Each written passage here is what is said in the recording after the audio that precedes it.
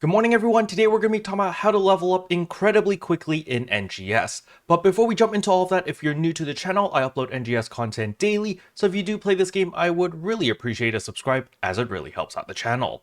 Anyway, without further ado, let's begin the video.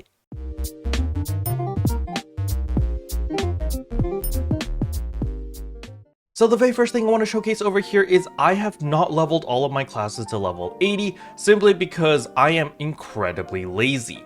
However, if you are still leveling your very first class to level 80, just complete the main storyline. By completing the entirety of the story, you are guaranteed to hit level 80. So in my case, my main class is of course the Braver, and usually my subclass is either Force or Waker. It's pretty much going to guarantee your main class to level 80 as well as your subclass to level 70 or 75, okay? So just make sure that you do that. However, the big question a lot of people have been asking me is, Caro, I already completed the storyline, I got my main class to level 80, how do I level up all of the other classes to level 80? Well, you really only have two choices. The first choice is to run the Stia Troopers. However, keep in mind that the Stia Troopers is a yellow trigger, which will require 5 of these common yellow triggers for a single run.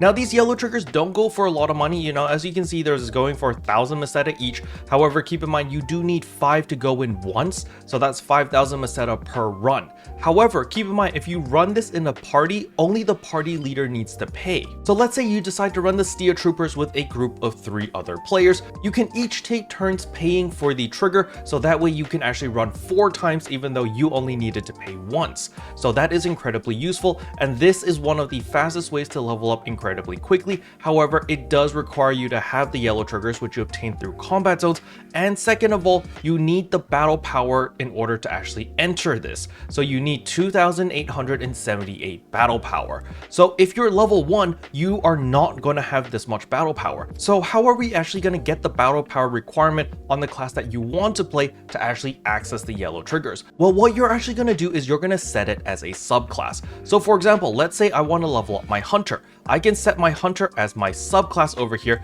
and as you can see, my main class is still the Braver. So since my main class is the Braver, I can still use katanas and all of my normal weapons and all of my normal armor because my Braver is level 80. So you can see over here, my Flugelguard katana requires me to be level 75 or above to equip. My Hunter is level 74, so technically I shouldn't be able to equip this weapon. However, because my main class is level 80, I'm able to equip all of these weapons and all of these armors because only the main class level matters. And since I'm able to equip all of my regular weapons and armors, you can see my battle power is way over the requirement to run the yellow triggers. I can just run the yellow trigger whenever I want. Now do keep in mind that the subclass is going to receive less EXP than the main class on everything that you kill and every run that you do on a yellow trigger. However, Sega recently made a change where the subclass gains 90% of the EXP earned from the main class. So that basically means, let's say that you kill an enemy that gives 1,000 EXP. It's going to give 1,000 EXP for the main class and 900 EXP for the subclass. So you can still level up your subclass incredibly quickly by simply spamming the Stia Troopers. However, personally, I do not like the strategy because it gets very repetitive, especially when you get incredibly efficient, because you can finish a Stia Trooper run in under a minute and then you port back out and you go back in and you spend more time in the loading screen than actually doing the run itself. So personally, I don't really like this sort of instance base where you kill stuff for like less than 30 seconds, you go out, you come back in, you rinse and repeat for like hours on end. That is not really my playstyle. I prefer something a little bit more organic. And so for me, I personally prefer to farm in combat zones because Sega has been very sneaky and they actually snuck in a permanent feature. As we can see under here in the boost effects detail, we have an EXP earn plus 300%. This is a permanent feature that is staying forever, but you can see that it applies to all the ranks, including rank 5, which is the highest rank in Vanford Laboratories. So this applies to all of the Alio combat zones. So Rezel Forest rank 4, Vanford Laboratories rank 5, as well as Mount Magnus rank 5. All 3 of these zones benefit from this extra 300% EXP earned, which is going to help you level up incredibly quickly. And the mobs over here are going to be level 70 and you're going to be level 80, so you're going to be able to kill these mobs incredibly easily. Now some of you guys might be asking, Kara, what about Retem Al-Noth as well as Makid lower level? Well, the thing about Retem Al-Noth is, as you can see under boost effects detail, rank 1 all the way to rank 4, you get this EXP earn plus 300%. However, in rank 5, where all of the mobs are level 80, you do not gain this EXP earn plus 300%. Pay attention to the transfer to this location. As you can see, when I switch over to rank 4, you now see campaign boost and there's a little EXP icon, versus when I go to rank 5, it disappears. So this is just something to take note of. Personally, I would just farm at Vanford Laboratories at rank 5 because all of the mobs are level 70. They're incredibly weak. They have low HP pools. Even the starless enemies that spawn here are relatively squishy, and you're going to be able to get a lot of value by killing all of these mobs over here incredibly quickly. Another thing they have also removed is the EXP penalty. So there used to be a penalty where if you were over leveled and killing lower level enemies, where you would get reduced EXP, they have removed that as well. So killing lower level enemies is still perfectly fine, especially if you want to get to level 80 incredibly quickly. I actually did this with several of my classes, including my Slayer. I just came over here at level 70 and I just killed enemies until I hit level 80. It took less than an hour. It was very quick. And the same logic also applies to Makid lower levels. As you can see, when we go to the boost effects, rank 1 all the way to rank 4, you do get this 300% boost. However, as you can see over here in rank 5, you do not gain that EXP. Again, pay attention to right under transfer to this location. Boom, it appears on rank 4 and it disappears when I go to rank 5. Now another benefit in grinding in combat zones is you're going to get a lot of Meseta from just killing mobs. That's just raw Meseta, which is very good, especially for my free-to-play players, because you know you don't have access to the player market all the time. So just getting raw Meseta is probably the best bet and the most solid way to make money. And so combat zones is going to be your best friend for that. And on top of that, you're also going to get a bunch of yellow triggers as well as purple triggers. So if you do decide to run the Stia troopers, you'll have all of the yellow triggers and you can probably sponsor all of your friends and carry them through that if you want. However, on top of that, you also get purple triggers. So in case you want to run the Retem Devastators over here, as we can see, if you go to the rank 4 version, there is a battle power requirement of 3,731, which is pretty high. However, there is a possibility of getting all of the Flugel weapons, as well as Giga Strugments, as well as special scratch tickets. And if you guys remember from my pre-maintenance checklist videos, the Giga Strugment exchange does have a bunch of pretty nice items over here. You can get a bunch of TA disc Bs as well as As if you want. I wouldn't spend any on the As. The Bs are definitely something you can consider. However, other than the CDs, if you scroll down a little bit, there are a bunch of weapon camos. So some of these weapon camos look really good, especially the Orochi series over here. These are really nice looking katanas, and you can sell all of these weapon camos on the player market. So for example, the Psycho Wand, I know this is a very sought out weapon camo, especially if you are a diehard Phantasy Star fan. Psycho Wand is a very nice item and it looks really good. But in order to get this weapon camo, it is going to cost you 500 Giga Strugments. So you're going to need to run a ton of those purple triggers, and each run is going to consume 5 of these common purple triggers, which you also obtain in the combat zones. Now, before you head out to the combat zones and start farming your face off, I want to remind everyone that in 2 days time of this video going live, we are getting an update where a seasonal event is coming.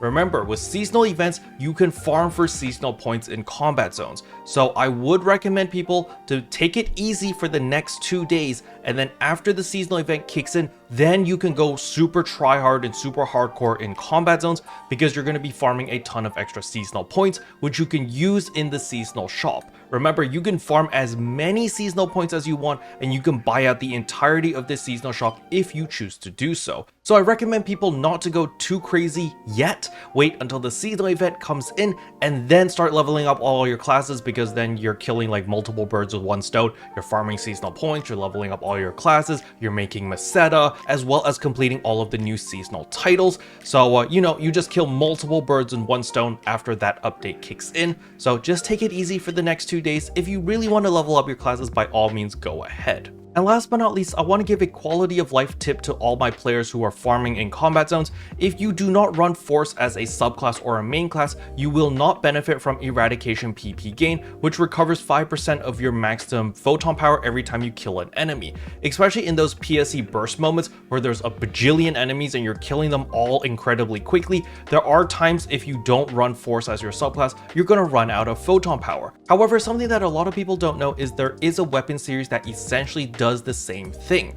As you can see over here, the Stia weapon series, if we go over to its weapon potential, its potency plus 42% and PP plus 6 when you defeat a nearby enemy. Even though it says when you defeat it, it doesn't actually mean you have to defeat it. If anything dies around you, you automatically gain the 6 PP. So let's say you're in the same scenario as me where you're running Braver as your main class, but you don't have Force as your subclass because you're leveling up another class, but you want to get your photon power to regenerate really quickly so that you can just hold down right click and just obliterate everything on the screen while you're in a PSE burst. Well then, I highly recommend that you pick up a Stia weapon. It doesn't even need a fixa. However, the thing about the Stia weapons is it is super important that you get the weapon potential to level 6. This is gonna be a little bit expensive, especially for newer players. So for new players, I do not recommend investing into a Stia weapon. This is purely for quality of life, just being able to hold down right click and just destroy everything on your screen and not worry about photon power at all. It's a very nice weapon to have, but it's a luxury item to have. For the regular folk out there, I just recommend that you stick with your Argenti weapons. Now the Argenti weapons doesn't recover photon power at all. It gives you 30% potency and like HP recovery, which isn't that great when you're just slaughtering low level mobs. However, this weapon series comes fully augmented with its weapon potential already at level 6 with a fixed attack 5 as well as fully enhanced, so there is no cost to using this weapon at all. Now, if you are watching this video 2 days after it comes out, when the seasonal event kicks in, you can always pick up the weapons from the seasonal shop, and that is going to be better than your Argenti weapons in the new combat zones, simply because all of the mobs in the combat zones are going to be seasonal enemies, which means the season augments or the seasonal augment is actually going to work against those enemies. And as you can see, it gives you potency plus 20%, critical hit rate plus 35%, as well as damage resistance plus 30%. This is a very, very powerful buff to have. So when it is a seasonal event going on, the seasonal weapons tend to be the best in slot weapon for the majority of players, unless you already have a Flugelguard weapon that is currently the best in slot weapon in the game. But for the majority of players, just use the seasonal weapon, you're gonna be good to go. And don't be afraid to use a Stia weapon in the PSE combat zone. Because the mobs are so low level, it actually doesn't really matter what type of weapon you use. As long as it has some damage, you're going to be fine. As you can see, my Stia weapon that I personally use in all of my combat zone farming doesn't even have very good augments. It doesn't have any of the endgame augments. Like, I'm literally using bottom of the barrel, really trash tier augments, except for the XD capsule, of course. But this weapon is still gonna do perfectly fine in combat zone farming. And the only reason why I still even bother using this weapon is simply because of its weapon potential, being able to recover my photon power. I am more than happy to take the DPS loss just for that quality of life where I can just hold down right click and drool all over my keyboard and everything dies. I like that playstyle. It fits me very perfectly because I am incredibly lazy. However, again, I want to reiterate, if you want to make a Stia weapon, this is a luxury item. This is a quality of life type of thing. However, you do need to get the weapon potential to level 6. It's very important that you actually do that because the potency plus 42% is what carries this weapon. If you don't have this potency plus 42%, the weapon is actually garbage. So, just keep that in mind. And last but not least, you can only level up your subclass 5 levels below the current level cap. So as you can see, the level cap is currently level 80, which means you can only level up your subclass up to level 75. The moment it hits level 75, you will no longer earn any more EXP for the subclass. The only way to level after 75 is by playing it as a main class. So for example, my hunter is currently level 74, but it's almost level 75. The moment I hit level 75, I will have to adjust my hunter as a main class in order to get it from 75 to 80. And once it's level 80, I'm good to go and I don't need to play the class anymore, or I'm free to do whatever the heck I want. Now, another incentive to level up all your classes to level 80 is the title rewards. As you can see over here, after I leveled up my Braver to level 80, I was able to get a total of 35 star gems. Keep in mind, these star gems are automatically credited to your account. The moment you complete the title, you automatically get the star gems. You do not need to eat any consumables or whatever. It just automatically gets credited to your account. So when you add all of that together, boom, that's 35 star gems. For every single class, there's a total of 10 classes. So that's 350 star gems that you could earn by getting all of your classes to level 80. So, you know, that might be a little bit of an incentive for you to level up all your classes. As you guys can see here, I have not done that yet, and I probably should, because 350 star gems definitely sounds like a good deal. Special thanks to all the members for supporting the channel. It really means a lot to me. Thank you again. But yeah, that's all I wanted to cover in today's video. Hopefully you guys found it helpful. If you did, I would appreciate a like and a subscribe, and I'll see you guys in tomorrow's video. Bye.